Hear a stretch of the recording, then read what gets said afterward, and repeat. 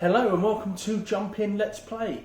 In this episode we'll be taking a look at Village Rails from Osprey Games. So let's head down and take a look at how the game is played, and then we'll come back for our final thoughts in just a moment. So here we are, set up and ready to go for Village Rails. We'll go through the setup and then give you an idea of the gameplay thereafter. So we'll start with the main supply here. So we begin with this deck of cards. These are double facing cards and each side will serve its own purpose. On this side we have our trips. These are what we'll be using as personal objectives on each of our lines, and on the reverse we have got the tracks. These tracks will have a variety of different symbols, including a terrain type that will allow you to score when you complete the track. Below that, we're going to have a column of 7 track cards and a column of 4 trip cards. Here we have got our Terminus cards. These are cards that we can use to gain money whenever we complete a line, which will be very useful because we will need to make use of that money throughout the game, which we'll explain in just a moment. We've got our coin supply up here that everyone has access to for when they complete their Terminus card or for when they have to pay for other cards. And over to the player setup, each player is given a number. We've got A here. They are all noted on the back. And you set them up like so. So we have got 4 tracks down this side, 3 tracks there, which will give us a tableau of 12 cards here in the middle. Each player is also given 3 Terminus cards. And as I said, these are what will earn us money when we complete lines. And you can see each of these will have a different objective. The more we do, the more money we get for that. And they're given £5 there to start the game. Finally, we've got our score tracker. And we have a reference card for the players to use, which will have the different terrain types on one side, and on the reverse we'll have our different scoring objectives that will appear on our different tracks throughout the game. So that is the setup. The gameplay is fairly straightforward in that on your turn you're going to pick a track, which is a mandatory action, and then an optional action of taking one of the trip cards. In order to do so, this is where the money will come in. So if I wanted to take this track card, I can just take it. However, if I wanted this one, for example, I would need to pay 1 gold on each track before it, so I can take that one. This means that later in the game, any money that does appear on these cards can be taken by the person who selects that card. Whenever a card is taken, everything is shunted down and then a new card is revealed. And a similar thing with the trip cards. If I want to take a trip card, I have to pay the appropriate cost. However, there's a slight difference with the trip cards in that in order to gain access to them, I need to spend £3 initially, and then I can select one. And again, if I wanted this one, for example, I would just be placing 2 on these, 1 on each, in order to take that one. And when I take that one, this is moved down and a new one takes the uppermost space. When you complete the line, as we mentioned, you have your Terminus cards. You will always get £3 for your Terminus cards. So if you've completed a line but you don't have a Terminus card that's particularly useful, you can just use it to get a quick £3. However, as you see here, they do increase quite a bit depending on how well you do on that line. Whenever you complete one of these, you just take a new one into your hand, and you can only complete 1 per turn. Finally, for the trip cards, if you do select them, you choose which track you want to put them on. You can have up to 2 per track, but you can't put them on after they have been completed. So let's jump in and see what tracks we can make. So we're going to take a look here and see what we've got. So are there any trip cards that are particularly useful to us at the moment. So maybe this one here. So we're going to pay our 3, and then we're going to take this card. So if the first and last terrain on the line is a water feature, we get 6 points. So we're going to chuck that onto this one here, because this is a water feature. These move down, and then we reveal the new cards up at the top there. So now that we've done that, we still have to perform our mandatory action, which is to take one of the 7 cards here. However, we only have 2 gold, so the furthest we could get is this one here. So what I am going to do is I'm actually just going to take this one. So we're going to place that here, and this is going to serve 2 purposes for us really, because it's going to be the start of this line, and it's also going to be the start of this line. And this is going to be handy for us because, as you can see on the back of this card, we get 1 point per terrain type for each tractor symbol. So this counts as a terrain type. So we're already going to get 2 points on that line for this one. And hopefully we end this one with a water feature that will allow us to score that, and any other features that may be on the track. So that is our turn done. These are moved down. We reveal a new card, and it's the next player's turn. So they will do a similar thing. They might just decide to take that card, for example. They don't want to take any trips, so it comes back to us. So let's take a look here and see what we've got. So I think that spending 1 here and taking this one, and we're going to go in here. So we're starting on this track quite nicely. And you see we've now got 3 different terrain features. We also have ourselves 2 tractors, which means this is actually going to score us 6 points as and when we complete that line.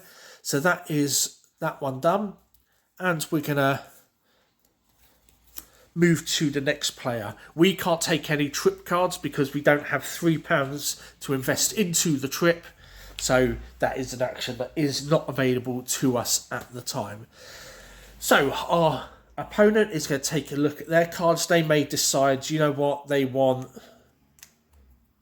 this card here. So they've played their 3, they take that card, and they add that to their tableau however they see fit. Okay, so our turn now. So we have a few options to us. We've only really got these 2, and they're both the same feature. However, one has got the signal, this one has got the tractor and more points on them. So there's a few things we can do. So we're going to take that one, and we're going to place this one right here. So this line now, that's going to score us 4 points. This one here, when we connect that, that's going to give us an additional feature that we can score on. And these move down. There we go. So our opponent is going to say take this card. So they decide that they want that one. They take that and add that to their tableau. And hopefully we can finish a line just to give you an idea of how it all comes together. So let's go for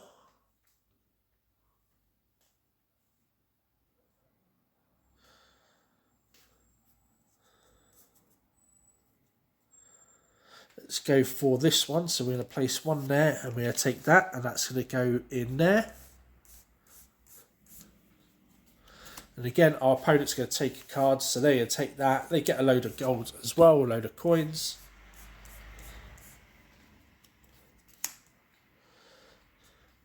And then we are going to take... We're just going to take this one here. These move down. Our opponent is going to take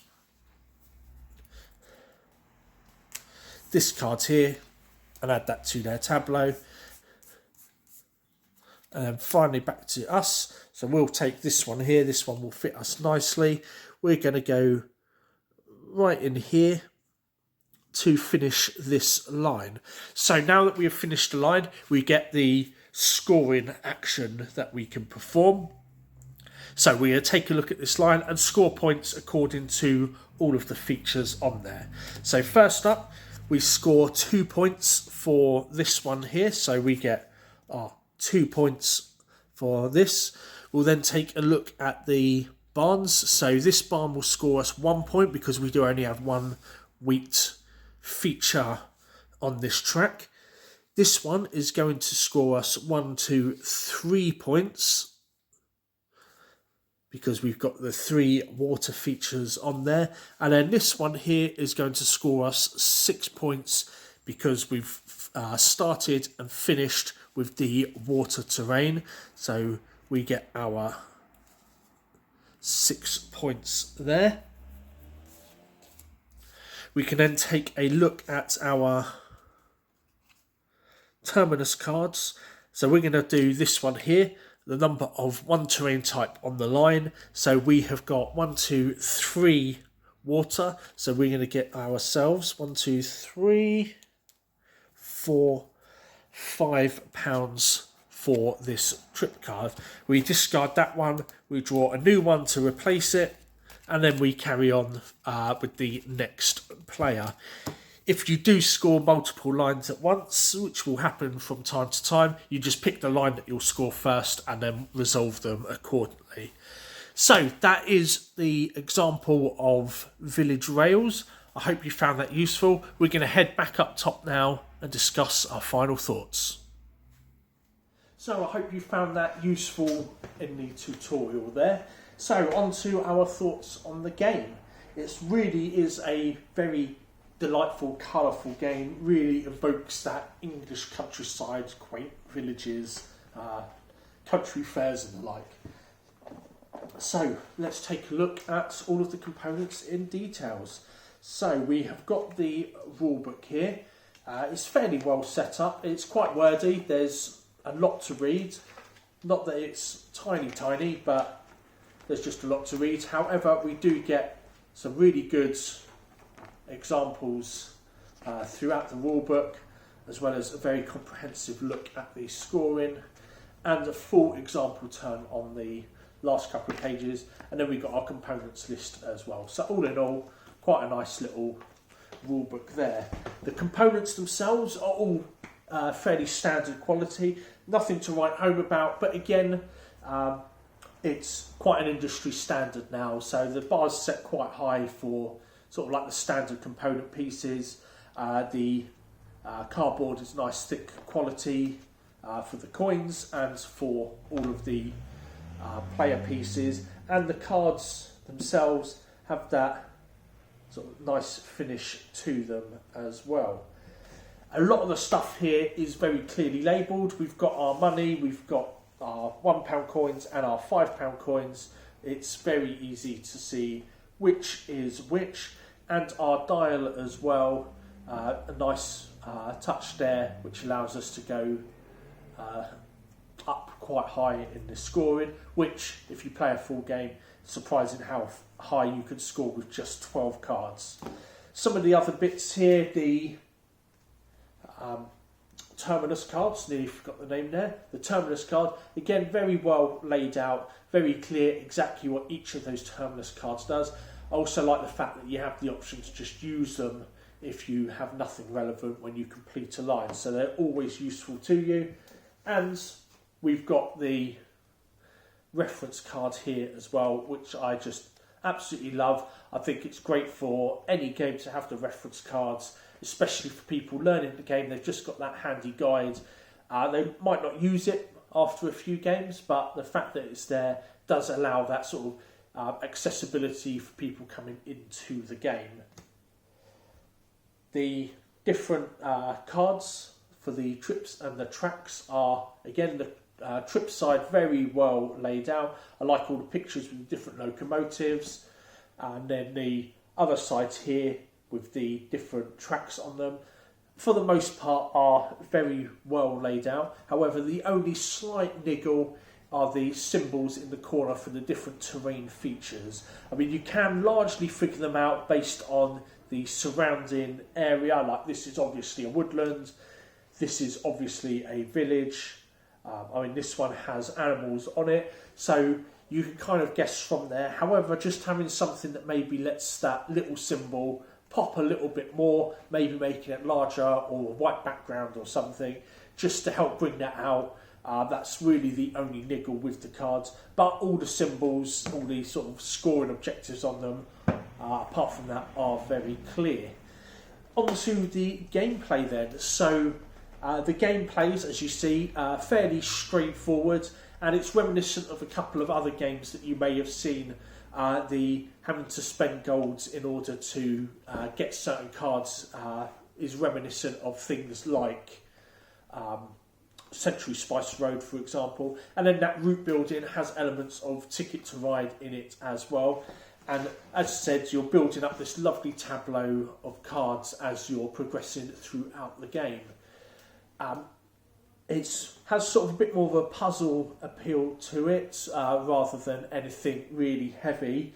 You're working out where you're going to place each of your cards to score the maximum points on each of your lines. So I do like that. I've been getting into more sort of my puzzle style games more recently, things like Heroba and Calico, for example. So it has a kind of feel like Calico for me, albeit with trains instead of quilts and cats. The game itself, as I said, is not particularly heavy, and I think it works as a next step for people coming into the board gaming hobby. Maybe you've played a dozen or so games of Ticket to Ride, you're looking for something else.